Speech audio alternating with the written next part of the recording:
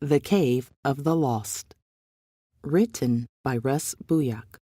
Illustrated by Thomas Boatwright. My best friend Sarah, my little brother Jake, and I are standing before the entrance to a large cave. Odie, my brother's dog, barks into the darkness. Odie thinks someone is in there, Jake says. Is this where you saw the boy? I ask Sarah. She stares up through the hole between the trees at the edge of the gorge. I think he was standing right here waving, she replies. We're not going in there, are we, Quinn? You're the one who saw the mysterious boy waving at you. You're the one who had us leave the picnic and climb all the way down to the bottom of Phineas Gorge to help him. Now you don't want to go in? That's the Cave of the Lost, she cries. What kind of ridiculous name is that? I ask. I bet your aunt told you about it. She did. Centuries ago, after Porter's Mill was built, some people explored the cave, and they never came out. Others went to search for them and disappeared, too. Only one man ever made it out, but he couldn't explain how. He claimed he found others, Sarah continues, but they kept leading him in the wrong directions. Finally, after many days, he fell asleep in the cave and woke up in the hollow, alone.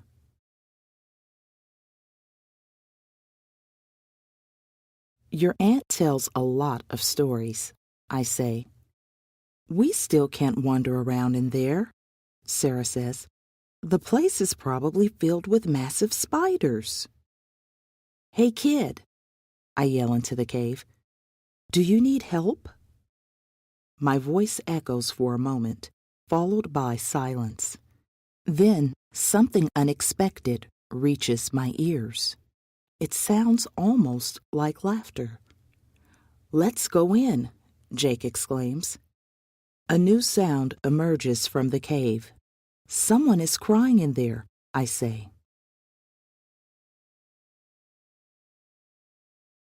Seeing an opportunity, Jake charges into the darkness, but I seize his arm.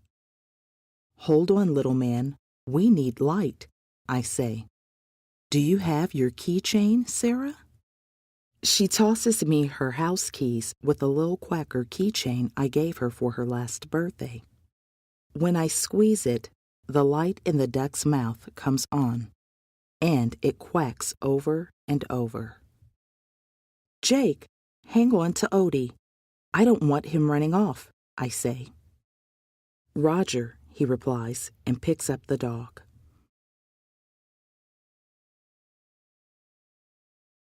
I take a few steps inside, shining the light as the quacks echo around us.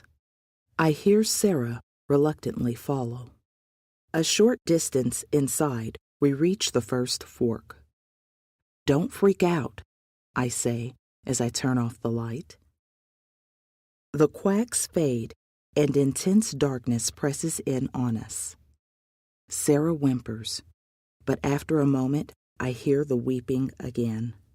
It comes from the left passage, so I squeeze the little quacker and start moving again.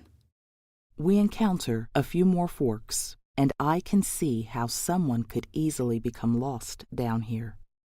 I memorize each turn as we creep closer to the sound. Finally, the passage expands into a chamber. On the far wall, water trickles down the rock into a clear pool. 6 other passages branch off in random directions. I turn off the quacker, and in the absolute darkness, I only hear the running water. Suddenly, a splash breaks the silence. I run over to the small pool, the keychain quacking again. The light glints off something in the sand at the bottom of the clear, undisturbed water. The frigid water sends shivers through my body as I plunge my hand down. "It's a key," I say, holding it up to the light. "A key to what?" Sarah asks as I put it in my pocket. Laughter erupts all around us at once.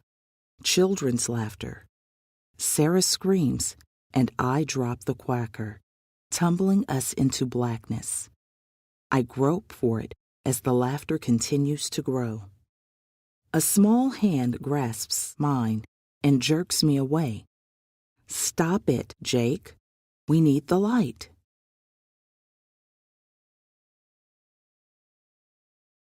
Finally, I feel the keychain, and the light blossoms, filling the room. Sarah stands a few feet away from me, and Jake stands behind her, holding Odie. "Jake, did you grab my hand?" I ask. The laughter is still there, getting louder. "Let's get out of here," Sarah yells as she bolts for one of the passages. "This one," I yell, realizing I'm pointing to the one I had been pulled toward. I follow the turns I memorized as the laughter shadows us, echoing through the passage. After the last turn, I expect to see the intense light of day. It's only another fork, and I have no idea which way to go. I retrace the turns in my head, certain that I've followed them exactly. Has the cave changed? "We're lost, aren't we?" Sarah asks. I'm really scared. Everything is going to be okay. I turn off the light, hoping to hear the gurgling river. The laughter grows louder. It seems threatening, almost menacing, but then I hear the sound of someone running away to my right. I turn on the light and look around for Jake. He stands between Sarah and me. "Did you hear that?" I ask. "The footsteps?" Sarah replies. "I thought that was you." I shake my head, and Sarah's eyes widen. "We should follow them," I say. "They could be trying to make us more lost." "I don't think so," I say, and start walking. We come across more forks, and each time I stop to listen. The footsteps come again and again, leading us away from the laughter. Suddenly, we come to the mouth of the cave.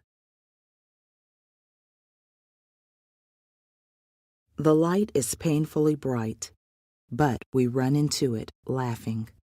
Sarah tugs at my shirt. "Quinn, look," she says, pointing up through the small hole. There, looking over the edge of the gorge, is the distant figure of a small boy. He is waving down to us. He looks very familiar, but I can't explain why, I say.